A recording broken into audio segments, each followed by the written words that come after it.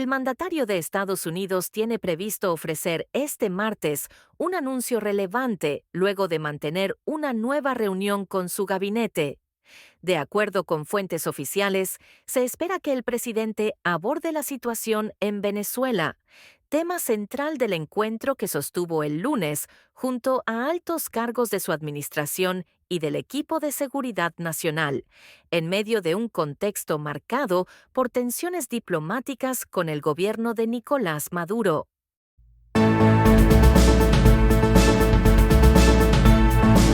day and important announcement with great friends of mine. I think I can say this group is every one of them. I rate a 10.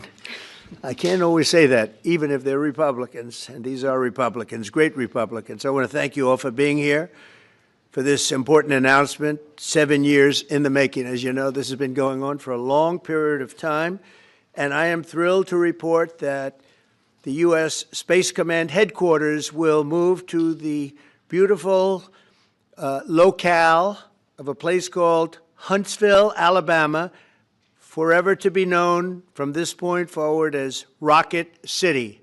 Okay, so Huntsville, Alabama, we love Alabama. I only won it by about 47 points.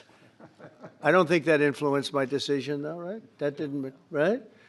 But we had a lot of competition for this, and Alabama's getting it, Huntsville in particular. So congratulations, everybody. Katie, congratulations. This will result in more than 30,000 Alabama jobs and probably much more than that, and hundreds of millions of dollars of investment, and that's billions because it can't be millions, it's billions and billions of dollars. Most importantly, this decision will help America defend and dominate the high frontier, as they call it. I want to thank Secretary Pete Hegseth. He's doing a fantastic job. And Secretary of the Air Force, Troy Mink. Troy, thank you very much. Great job you're doing, Troy. This is such a big deal. This is one that everybody wanted to know. What are you doing? I also want to thank Senators Katie Britt, and I want to give my condolences. Your grandmother, her grandmother just passed away. She was 100, right? 100, and she loves you, Mr. President. Well, and she was very proud of you. Thank you very much. Very, very proud of you. So thank you, Katie. Wonderful woman. She must have been. To produce you indirectly, I can tell you she had to be. Tommy Tuberville, who's a great coach. And I won't say anything about what happened with Alabama football this weekend. Let's leave that out. But you're not used to that, right? You're not used to that. But Tommy, Auburn won, that's right. They did. So you're happy. Tommy's been a great senator, as you know, and a fantastic guy all around. He was also a tremendous coach. House Armed Services Committee Chair Mike Rogers. Thank you, Mike. Where's Mike? Mike, thank you very much. Doing great, Mike. Representatives Barry Moore, all great friends, Robert Adderholt, Gary Palmer, and Dale Strong. Thank you all very much, fellas. Appreciate it.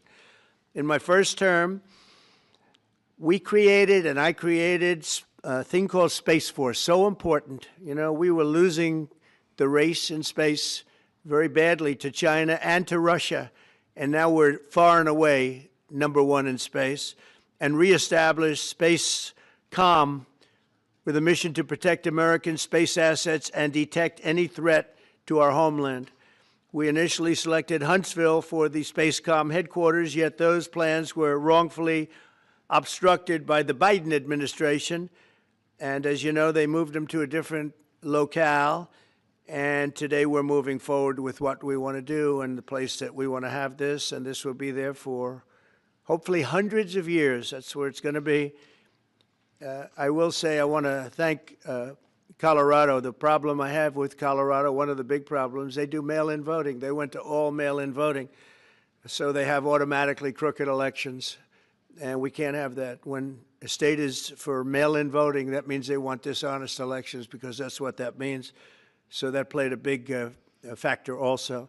In Huntsville, SpaceCom will play a key role in building the Golden Dome, as you know. That's going to be a big thing. Everybody wants to be a participant in it. Missile Defense Shield, we're going to be having a Golden Dome that the likes of which nobody's ever seen before, the finest, the best. And by the way, Canada called. They want to be a part of it, and that'll be great. But Canada wants very much to be included in that, and we're going to work something out with them, I hope.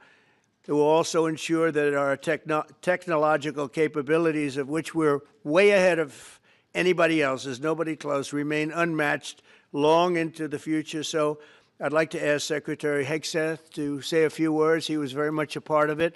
And really, everybody behind me was. Every one of these people would call me and lobby me. I said, Katie, I don't want to talk to you anymore. I know what you want. She said, that's right, sir. That's what I want. And they got their way. So I just want to congratulate. These are really special people. They're politicians in many ways, but they're great patriots, I think even more so than politicians. So they fought very hard to get it, and it's an honor to give it to Huntsville. Pete, say a few words, please. Thank you, Mr. President. As usual, right place, right time, for the right reason. In your first administration, you established the Space Force at a time when we knew we had to be looking to that domain of space. You also reestablished SpaceCom to ensure that priority was put in place, and you, through the Air Force, independently identified that Huntsville, Alabama was the right place to put it. For other reasons, in the next administration, under Biden, they decided to move it somewhere else. Well, during that time, the DoD Inspector General, the Government Affairs Office, they did their own assessments, and where did they say SpaceCom should go? Huntsville, Alabama. So what you're doing today, Mr. President, is restoring it to precisely where it should be based on what the Space Force, the Air Force, your leadership believes will give us strategic advantage in the future. That is Huntsville, Alabama. We are way ahead in space, but this will ensure we stay leaps and bounds ahead because that's the most important domain. Whoever controls the skies will control the future of warfare. And Mr. President, today you're ensuring that happens. Thank you. Thank you very much. Katie, would you like to say something? Mr. President, we are grateful for your leadership on this and restoring Space Command to its rightful home in Huntsville, Alabama. This delegation has worked together, both chambers, both parties, to make sure that Huntsville was the place that Space Command called home. As was mentioned, obviously the Biden administration chose to make this political. What we want to do is put the safety and security of Americans first. We want to make sure that our warfighter is put first, and we want to make sure that America continues to lead. And today, Mr. President, you've allowed that to happen. Thank you. Thank you very much. Tommy, please. Yeah, thank you. Thank you, Mr. President. This is a great day for our country, not just for our state of Alabama. We need help in our military. We need to catch up. And as Secretary Hegseth said, we're not behind in space, but we know where we're at, and we need to expound on that. Now, this move will save the taxpayers $480 million. It's not going to cost more. It's going to cut $480 million. We have the plans intact. It'll be behind a secure wall in Huntsville, Alabama, at Redstone Arsenal. We have 40,000 people there. We have the FBI there. We have missile defense there. We have NASA, Blue Origin, and SpaceX. It is the perfect place for Space Command. I would tell you today, and I've spoke with the President for the last 3 or 4 years about this, if I thought it needed to go somewhere else because I understand the security of our country, I'd be for that. But the best place for Space Command is Huntsville, Alabama, because what we have and what it means to this country is going to be so important. So thank you, Mr. President, for this, and we look forward to building a huge Space Command and having the Donald J. Trump Space Command Center in Huntsville, Alabama. Here, here. JD, would you like to say something? Sure. Well, Mr. President, thank you. I'll be very brief here. I lobbied the president hard to put it in Ohio, but he said these people behind us, these Alabamas, are just too powerful and too persuasive, and so it's in Alabama. But as Tommy said, this is exactly the right place for Space Force and Space Command. I think Americans ought to appreciate the fact that you can't win the battle of the future unless you control the skies. The cyber security, the communications, the entire infrastructure of the battle in the 21st century will be in space. So it was a visionary move in the first administration for the president to set up Space Force, and I think an equally visionary move to make sure that Space Force is right where it should be in Huntsville, Alabama. Thank you, sir. Thank you very much. Gentlemen, anybody want to say anything? Would you like to say? Mr. President, another promise made, another promise kept. You think about it, Redstone Arsenal is critical to national security. The president said when you were the 45th president, let's do what's right for national security. And today, that's exactly what we're doing. It's not because of this or that. It's because it's right for national security. You think of the 21 categories that were evaluated to determine what was best for national security. All indicators pointed back to Huntsville, Alabama, and Redstone Arsenal. We have the right people at the right place at the right time. Mr. President, on behalf of the people of the 5th Congressional District and all of Alabama, thank you for keeping your word. Absolutely. Thank you very much. Anybody? Let me just say, Mr. President, I want to say thank you. And thank you for doing this because it was the right thing to do. When they looked at all the numbers, Huntsville was the place to go, and like you say, it was unfortunately pulled out, but you made it right. So I want to just say thank you again for a grateful nation, and to the state of Alabama, we're very grateful. Thank you, and God bless. Thank you. Thank you very much. Please, go ahead. Thank you, Mr. President. Throughout history, militaries has always understood that whoever could hold the high ground held the advantage. Space is the ultimate high ground. And what we're doing with moving the Space Command to Huntsville is absolutely critical to our maintaining dominance in that sphere. And it goes hand in hand with what we're trying to do with the Golden Dome and missile defense, to defend against anyone else who tries to enter that sphere. So thank you, Mr. President. Thank you very much. Please. Thank you, Mr. President. And obviously, national defense is a huge issue. And when you look at the scores, Alabama was #1. And for political reasons, it was moved out of our state. But, Mr. President, thank you for making priorities the defense and the warfighter and the safety of this nation. And in the big, beautiful bill, that Golden Dome will be built in Huntsville, Alabama, and we're grateful for that. Thank you.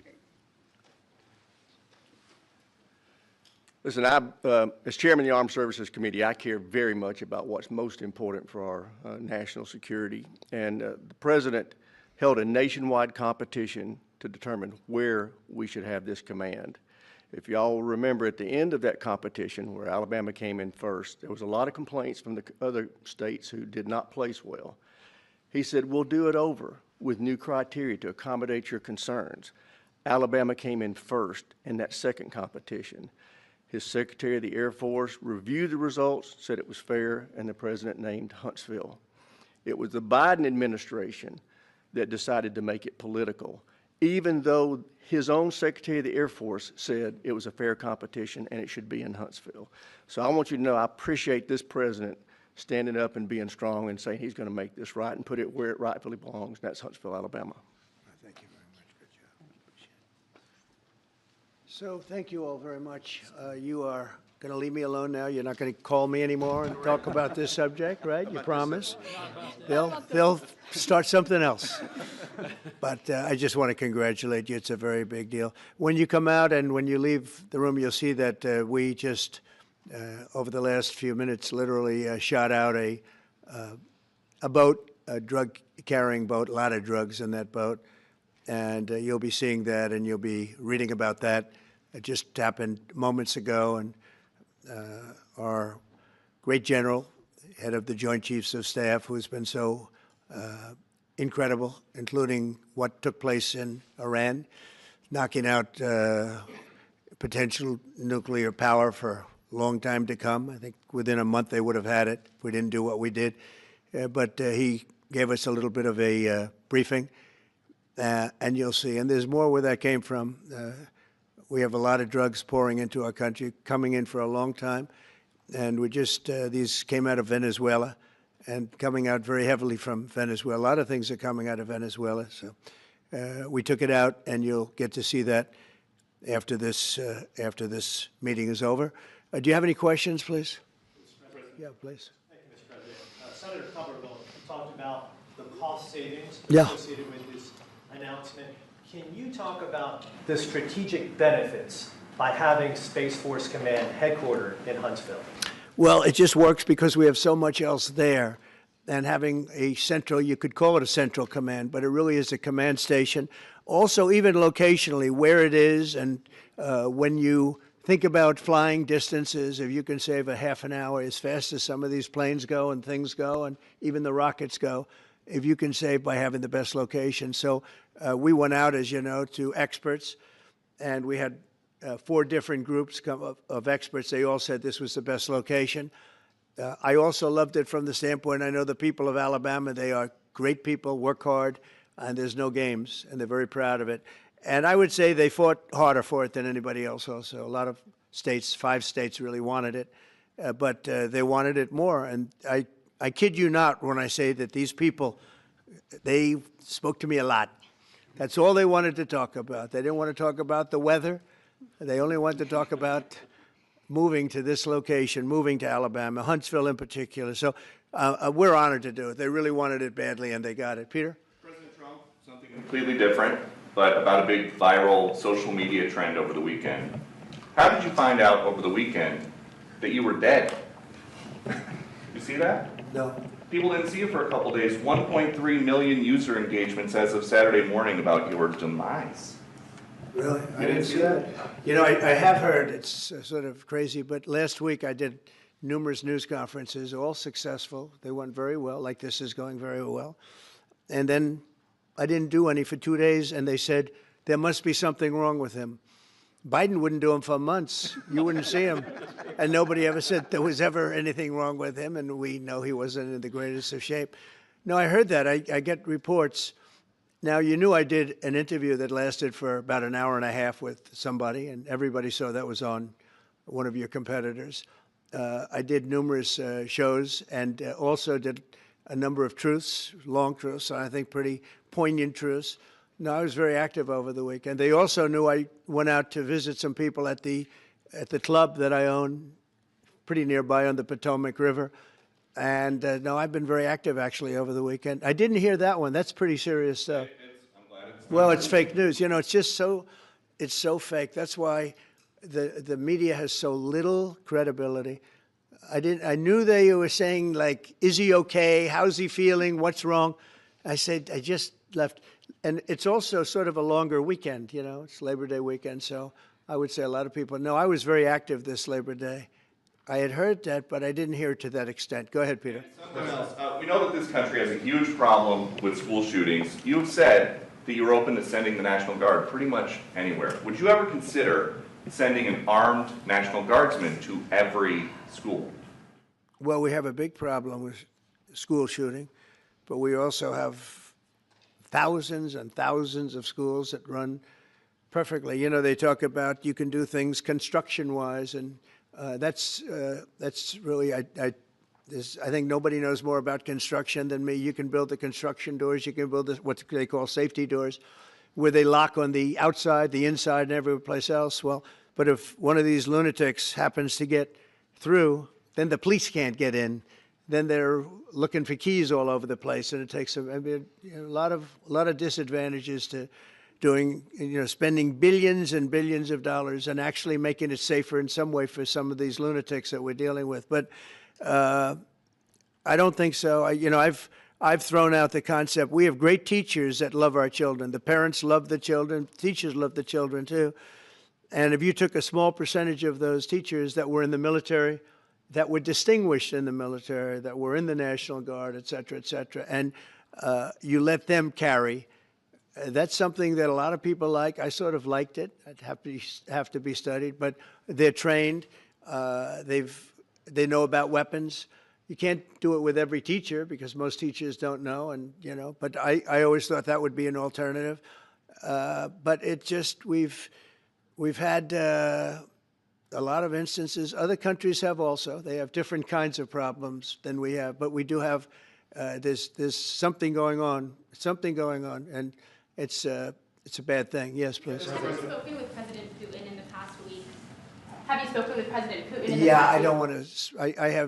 I have learned things that will be very interesting. I think in the next few days you'll find out. Will there be any consequences if there isn't some type of announcement of a meeting with President Putin and President Zelensky? Yeah, and what could those consequences be? We're going to see what happens. We're going to see what they do and what happens. I'm watching it very closely. Last week they lost 7,000, between the two countries, 7,313 soldiers, to be somewhat exact, for no reason whatsoever. And they're Russian and they're Ukrainian, but, you know, they're soldiers. I want to see it end. Yeah. Mr. President, have you decided you're definitely going to send National Guard troops to Chicago? I didn't say when, but the answer is, look, Chicago's very interesting because I watched Pritzker get up and say about, we don't need help, we're safe. But 2 weeks ago, they had 6 people murdered, and they had 24 people hit by bullets. Last week, as you know, it was 7 people, 24 people hit, and 7 people died. And then over the last 2 days, that was the crown jewel. They had, I guess, 9 or 10 killed, and 50 hit with bullets. And you have this governor get up, who's a terrible governor. Probably he and Gavin Newsom would be probably the 2 worst and most naive. They're naive. Either they're naive or they're very untruthful. And he'll say, we don't want any protection. We don't need. So in the last 3 weeks, he's lost almost 20 people killed. There's no place in the world, including you can go to Afghanistan, you can go to places that you would think of. They don't even come close to this. Chicago is a hellhole right now. Baltimore is a hellhole right now. Parts of Los Angeles are terrible. If we didn't put out the fires, and I mean the other fires, the bullet fires, they didn't do a good job with, they should have had the water coming down, like I said. You know, we had to release the water. We had to go in and release the water to LA. It's so badly run. But if I didn't send the National Guard into Los Angeles, I would be making an announcement today. I'd be talking about Huntsville, and I'd simultaneously be saying, by the way, the Olympics is not coming to Los Angeles. If we didn't do that, and even the sheriff, the top law enforcement person in Los Angeles said, we could not have handled it without them. So that's what he said. Make your mind up on Chicago, though? Well, we're going in. I didn't say when. We're going in. When you lose, look, I have an obligation. This isn't a political thing. I have an obligation. When we lose, when 20 people are killed over the last 2.5 weeks, and 75 are shot with bullets. So let me tell you a little story about a place called D.C., District of Columbia, right here where we are. It's now a safe zone.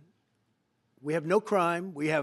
It's in such great shape. You can go and actually walk with your children, your wife, your husband. You can walk right down the middle of the street. You're not going to be shot, Peter. You're safe. Everyone likes you anyway. They probably wouldn't do it. But it's so dangerous. And there are people in this audience that you've suffered greatly.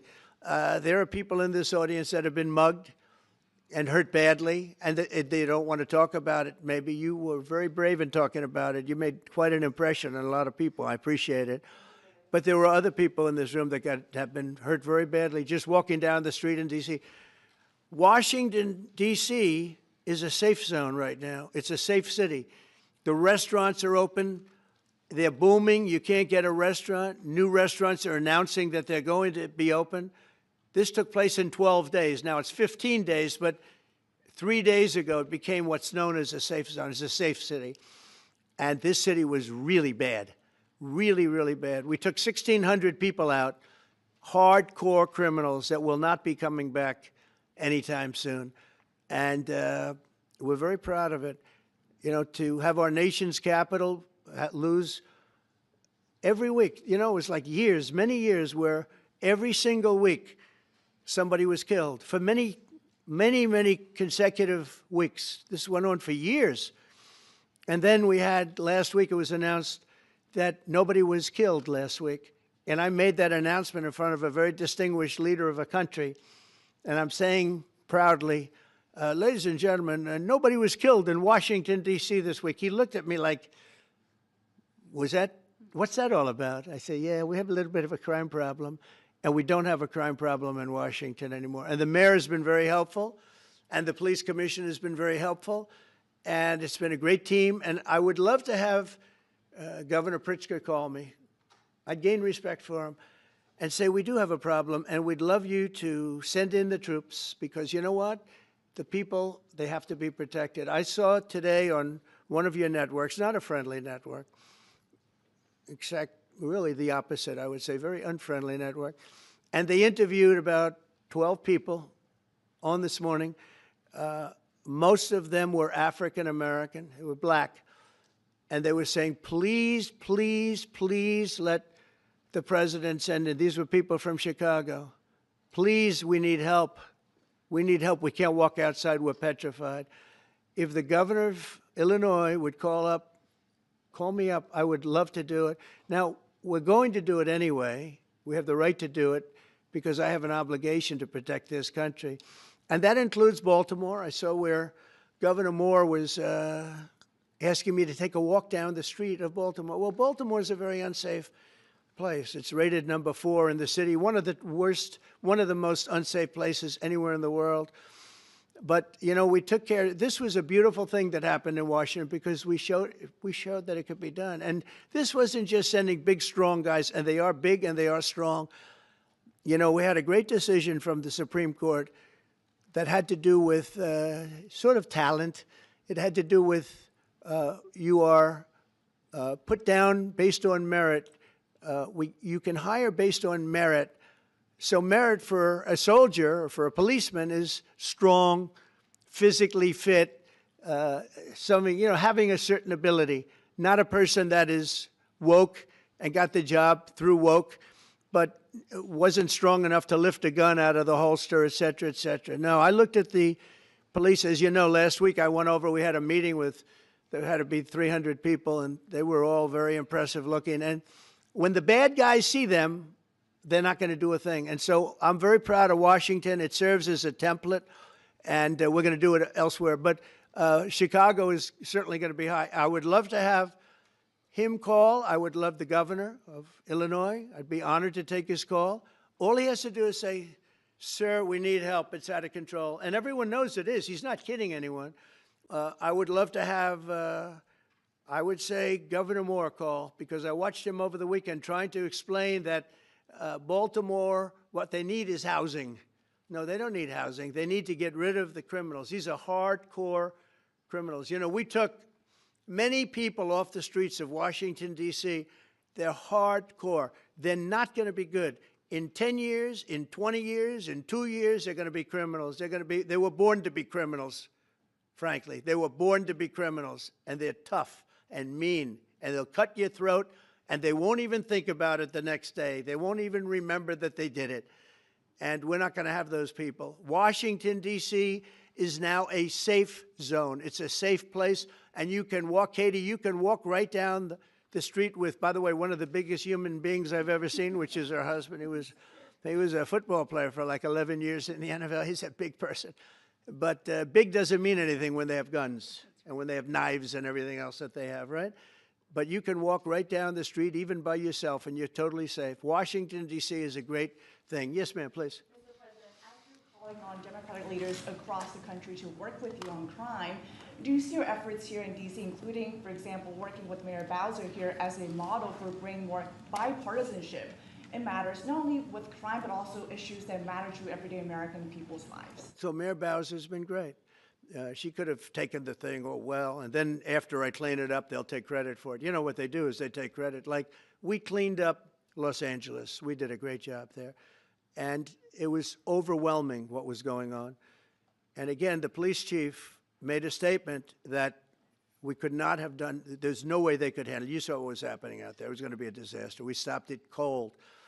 If we didn't do that, would have been a very sad day. And, you know, remember, we have the Olympics, we have the World Cup, we have all these things coming, and we have 250, all of these things coming. But I watched Newsom get up and say he's doing a great, he's not, we're the ones that did it, and that's okay, whatever it takes. But the main thing is, but he got up and said, we did it. Well, he didn't want us there, and he's going to need us again because it's starting to form again. I see it. It's starting to form again. You know, we have to maintain. It's like maintenance on an airplane. You can buy it, but you have to maintain it. And if you don't maintain it, a good plane becomes very unsafe very quickly. So it's an honor to do it. A lot of presidents wouldn't do what I'm doing. I don't need this heat. But when I watched television last night and I'm watching the news and I see that 9 people were killed in Chicago and 54 were badly wounded with bullets, I say, that's not this country. We have to do something. And I do say this, I say this very much. I'm not speaking to anybody but them right now. I would love to receive calls from governors and mayors saying they need help. We'll help them. We have a lot of people. We have a great force. We have a great military force. You know, Pete will tell you that when I was running for office, and this was a big headline, I think, you know, probably got me a couple of votes, but you couldn't sign people in the military. Nobody wanted to join the military, the Army, Air Force, the Navy, Marines, Space Force, Coast Guard. We never forget Coast Guard because they've done such a great job. Never. But nobody wanted to join any of them. We were way below what we wanted. Every single one. The closest was the Marines, whatever that is. You'll explain that to me. But the closest was the Marines. But every service was way down, way down. And then I got elected, and our country's the hottest country anywhere in the world right now. Everybody's talking about the USA. They're talking about the job that we're doing. Everybody. We have the best economy. We have a very, very important decision being made by the Supreme Court because our country is the richest, the strongest, the most powerful. But if for some reason some liberal court, I'm talking about the court that just ruled, where even an Obama judge voted in favor of us, which I gave him a compliment yesterday, as you know. I said that took great courage. But it's a liberal court, and it's going up to the Supreme Court, who I think have been incredible people. I think they've made very wise decisions. But the tariff question, because without the tariffs, this country is in serious, serious trouble. We've taken in almost $17 trillion of investment is coming in. Most of it is coming because of tariffs. And if for some reason somebody wanted to be politically correct, I actually think it's unpolitically correct. I think politically correct is to approve it because there's nothing so popular as what's happened to our country. Our country is doing so well. But we had a liberal court gave us a very shocking ruling, and that ruling is basically saying that the trillions of dollars that are pouring into our country, putting us in a position like no country is anywhere in the world, that they'd like to see us that taken away. By the way, a lot of the people behind that lawsuit, that particular, are from foreign countries. I might add. There's a video that is circulating online now of the White House where a window is open to the residents upstairs and somebody is throwing a big bag out the window. Have you seen this? No, that's probably AI generated. So Actually, you can't open the windows. You know why? They're all heavily armored and bulletproof. So that's a fake video? Well, it's got to be because I know every window up there. The last place I'd be doing it is that because there's cameras all over the place, right? Including yours. No, but every window, I've never seen a window that's, in fact, my wife was complaining about it the other day. She said, love to have a little fresh air come in, but you can't. They're bulletproof. And number one, they're sealed. And number two, each window weighs about 600 pounds. You have to be pretty strong to open them up. No, that has to be, where was the window? Let me see.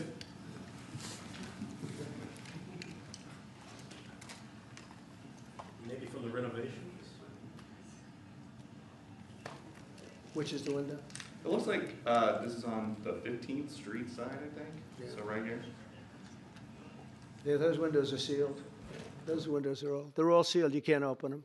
What you were saying regarding the federal. It's the kind of thing they do. And one of the problems we have with AI, it's both good and bad. If something happens really bad, just blame AI. But also they create things, you know. It works both ways. If something happens that's really bad, maybe I'll have to just blame AI.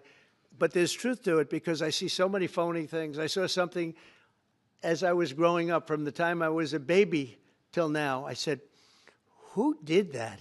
It was AI generated. So it's a little bit scary, to be honest with you. But those windows are all very heavily sealed. Thank you, Mr. President. I want to follow up with what you were saying regarding that federal appellate court that ruled against you and your administration as it relates to your ability. Well, they ruled against our country, the court, and they ruled against us before. It's a very liberal court. You called it highly partisan in your Well, social it certainly media is. posts. It certainly and is. in fact, it was along ideological lines, 7-4. Well, except that we actually got one of the Obama judges that was appointed by President Obama voted in favor of the tariffs because he felt it was imperative for our country to thrive and survive even. And I gave him credit. I said, you know what? That took a lot of courage for him to do it because you don't see that often. So my question is, I suspect you're going to appeal that all the way to the Supreme Court. Well, we already have, yeah. In fact, we're doing something else. We're going to be going to the Supreme Court, we think, tomorrow. because we need an early decision. I mean, look, the financial fabric of our country, we're a rich, incredible country right now, and we're able to, you know, other countries use tariffs on us for years, and we never did. I did a lot during my first term, but then we had COVID and we had to focus on other things. You couldn't be tariffing Italy, Spain, France, as they were dying by the thousands and millions. But we did with China, and China paid us billions and billions of dollars. And I started the process, but then I had to end it a little bit because of COVID. We focused on that.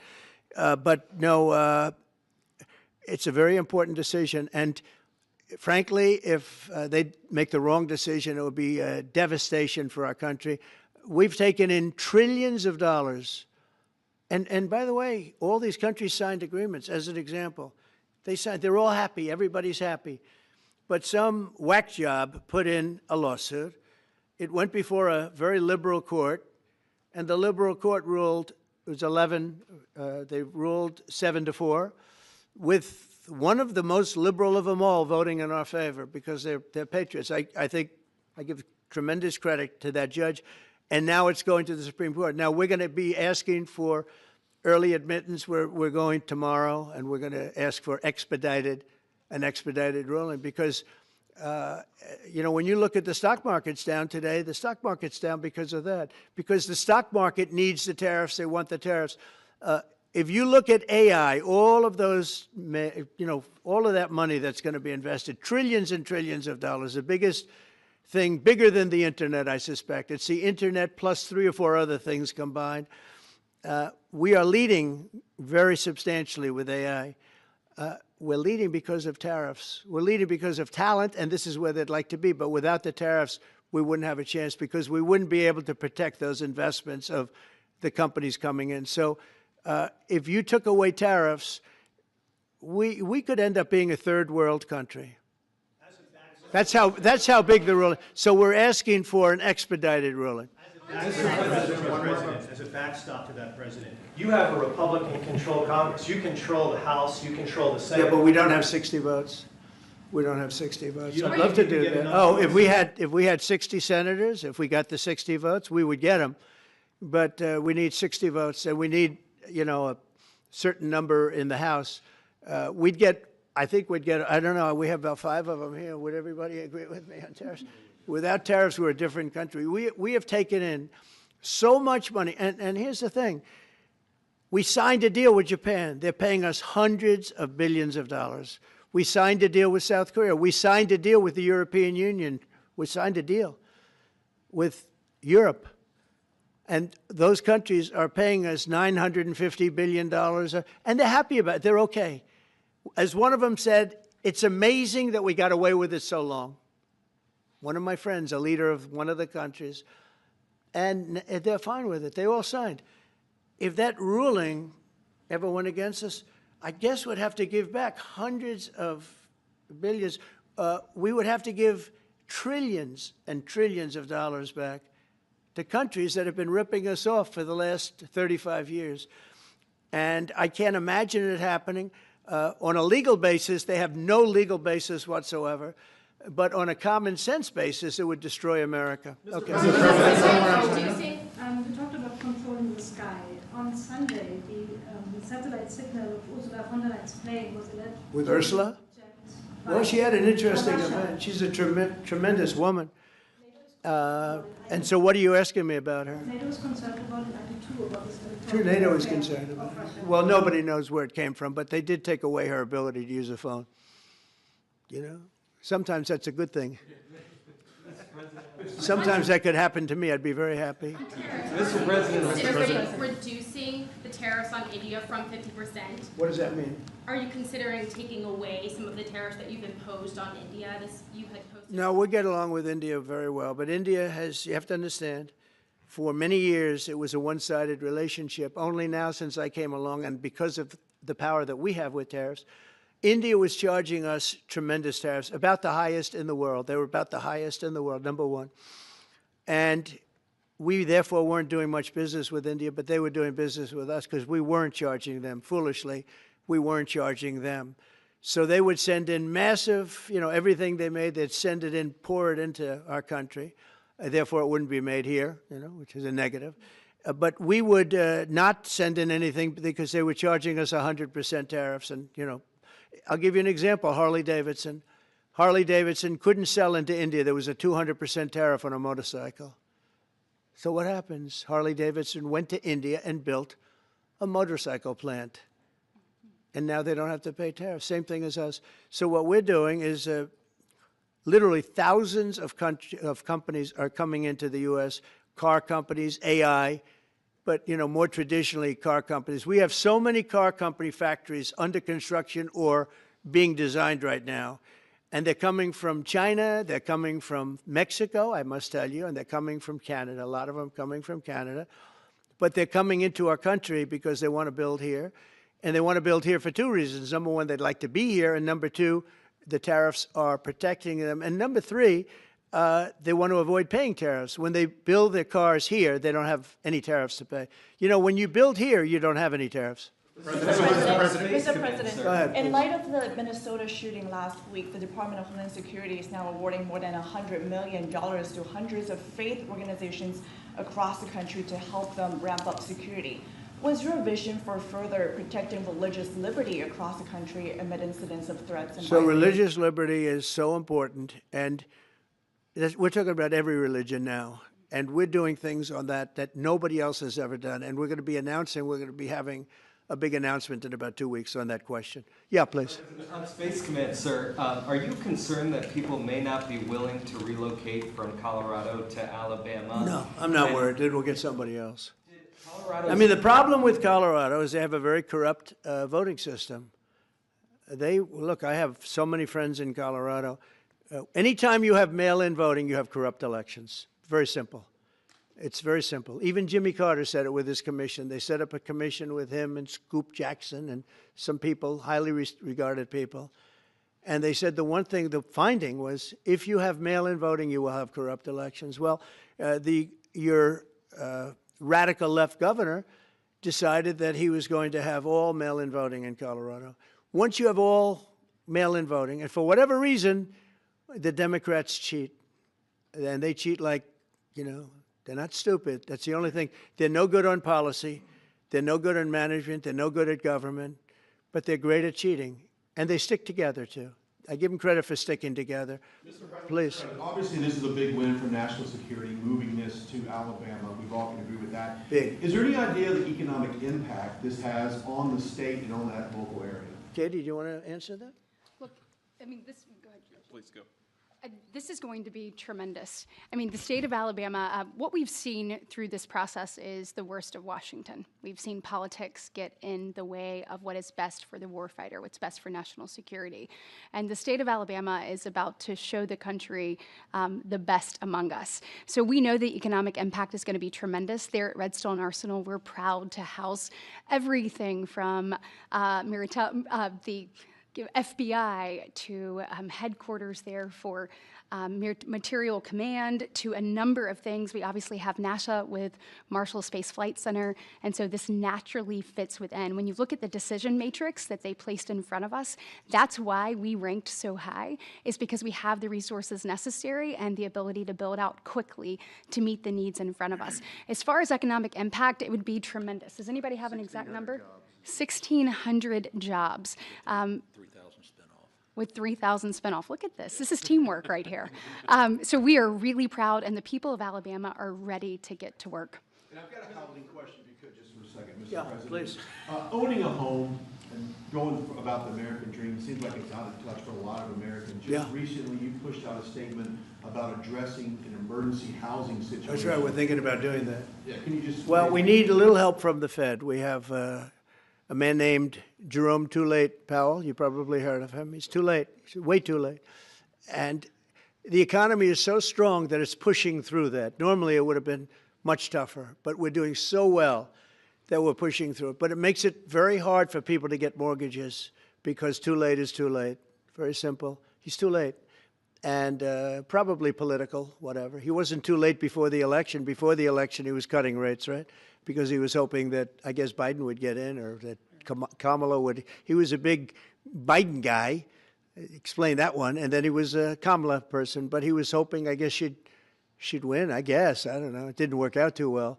But yeah, we need a very serious cut. You know, I think that if you look back many decades ago, the United States was always the lowest, even if they were doing badly. The United States was, because without the United States, everything in the world would die. It's true. It's so powerful. It's so big. And I made it really big in the first 4 years. Then it started to degenerate with what this Biden administration did. But we've built it up to a level that I never thought we could be at this quickly. We're the hottest, we're the best financially. The money coming in is so big because of tariffs and other things, but because of tariffs. Tariff gets us even those other things. Plus, it gets us great negotiators. I settled 7 wars, and numerous of those wars were because of trade. And numerous of the trade deals that I made were because of tariffs. It gives you a great negotiating ability. If that ability were taken away from us by a liberal court acting on essentially foreign nations, asking to get help from the United States government, when they've been doing this to us for 40 years, that's why we have $38 trillion in debt. We won't have it for long if they let us